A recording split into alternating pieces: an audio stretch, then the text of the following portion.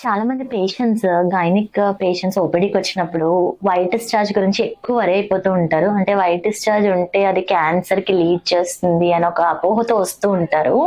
ఈరోజు అసలు white discharge ఎందుకు వస్తుందో చూద్దాము. యాక్చువల్గా 2 టైప్స్ ఆఫ్ వైట్ డిశ్చార్జ్ అనేది అవుతుందండి. ఒకటి ఫిజియలాజికల్, అంటే నార్మల్ గానే వెజైనాకి ఒక సెల్ఫ్ క్లీనింగ్ మెకానిజం అనేది ఉంటుంది.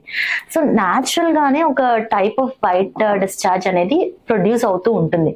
అది యూజువల్ గా పీరియడ్స్ స్టార్ట్ అయ్యే 3-4 డేస్ ముందు కానీ, తర్వాత పీరియడ్స్ అవ్వగానే ఒక 3 డేస్ ఉండటము అది చూస్తూ ఉంటాం న్యాచురల్ గా. అండ్ ఆల్సో పీరియడ్ అయిన 15 డేస్ కి మళ్ళీ కొంత అమౌంట్ ఆఫ్ వైట్ డిశ్చార్జ్ ఉంటుంది, ఎందుకంటే ఆ టైంలో ఎగ్ రిలీజ్ అవుతుంది కాబట్టి.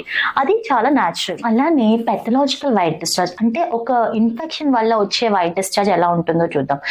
యూజువల్ గా వైట్ డిశ్చార్జ్ అనేది చాలా చాలా క్లియర్ గా, అంటే ఎక్కువ డిస్కంఫర్ట్ లేకుండా, అంటే వెజైనల్ ఇచ్చింగ్ కానీ, బర్నింగ్ సెన్సేషన్ కానీ, అక్కడ ఎటువంటి పెయిన్ కానీ అలా లేకుండా ఉంటుంది. అలా ఈ వీటితో అసోసియేట్ అయ్యి ఉండి మనకి బాగా డిస్కంఫర్ట్ కాజ్ చేస్తే అప్పుడు మనము ఏదైనా ఇన్ఫెక్షన్ ఉందేమోనని ఆలోచించాలి.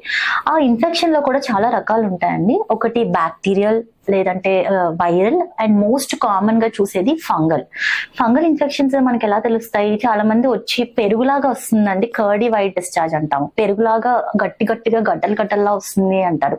అది classic sign of white discharge and చాలా కామన్ గా చూస్తూ ఉంటాం.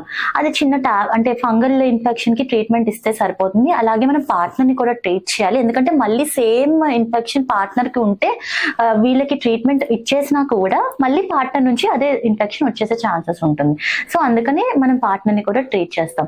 సో టైప్ ఆఫ్ డిశ్చార్జ్ చూసి, అంటే మీ గైనకాలజిస్ట్ మీ టైప్ ఆఫ్ డిశ్చార్జ్ ని చూసి దాన్ని బట్టి మెడిసిన్ అనేది ఇస్తారు. బ్యాక్టీరియల్ ఇన్ఫెక్షన్స్ లో ఎల్లోగా అవ్వచ్చు, గ్రీనిష్ కలర్ లో అవ్వచ్చు, ఒక్కొక్కసారి క్లియర్ వాటర్ డిశ్చార్జ్ ఉండొచ్చు. ఇలాంటివన్నీ చూస్తూ ఉంటాం.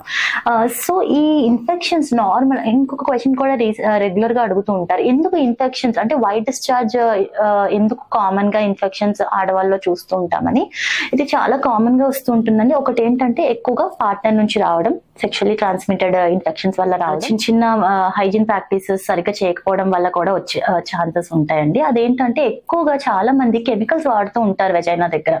అలా ఎప్పుడూ చేయకూడదండి, ఎందుకంటే అక్కడ మనకి కొంత గుడ్ బ్యాక్టీరియా ఉంటుంది, లాక్టోబాసిల్లస్ అని. ఆ గుడ్ బ్యాక్టీరియా మనకి వేరే ఇన్ఫెక్షన్స్ రాకుండా హెల్ప్ చేస్తుంది. కానీ కొంతమందిలో ఏమవుతుందంటే రోగ నిరోధక శక్తి అనేది తక్కువ ఉంటుంది, అంటే ఇమ్యూనిటీ చాలా లో ఉంటుంది. అంటే హిమోగ్లోబిన్ తక్కువ ఉన్నా, షుగర్ లెవెల్స్ ఎక్కువ ఉన్నా, లేకపోతే ప్రెగ్నెన్సీలో కానీ, లేకపోతే ఇంకేమైనా అదర్ ఇన్ఫెక్షన్స్ ఉన్న హెచ్ఐవి లాంటి ఇన్ఫెక్షన్స్ లో చాలా ఇమ్యూన్ పవర్ ఎక్కువ ఉంటుంది. అలాంటి టైంలో ఈ గుడ్ బ్యాక్టీరియా న్యాచురల్ గానే తగ్గిపోతూ ఉంటుంది. అప్పుడు మనకి వాళ్ళకి ఎక్కువ ఇన్ఫెక్షన్స్ వచ్చే ఛాన్సెస్ ఉంటుంది.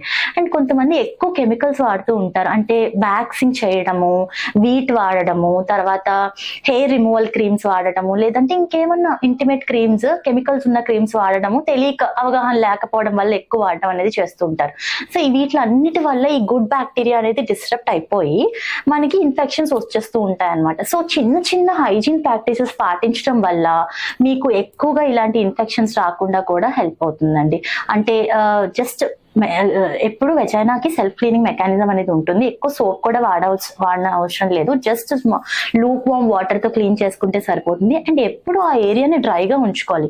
టిష్యూ పేపర్ యూజ్ చేసి, అంటే యూరినేట్ చేసిన తర్వాత కానీ, ఎప్పుడు వాష్రూమ్కి వెళ్ళిన తర్వాత కానీ దాన్ని ఆ ప్లేస్ ని డ్రైగా ఉంచుకోవడం మంచిది. అది కూడా ఎప్పుడు కూడా టిష్యూని యూజ్ చేసినప్పుడు ఫ్రంట్ నుంచి బ్యాక్ కి రబ్ చేసుకోవాలి, ఎప్పుడు బ్యాక్ నుంచి ఫ్రంట్ కి తీసుకురాకూడదు. అండ్ ఆ ప్లేస్ లో ఎక్కువ, అంటే జస్ట్ ట్రిమ్ చేసుకుంటే సరిపోతుంది. ఎక్కువగా షేవింగ్ క్రీమ్స్ కానీ వ్యాక్స్ వాడటం కూడా అంత మంచిది కాదు.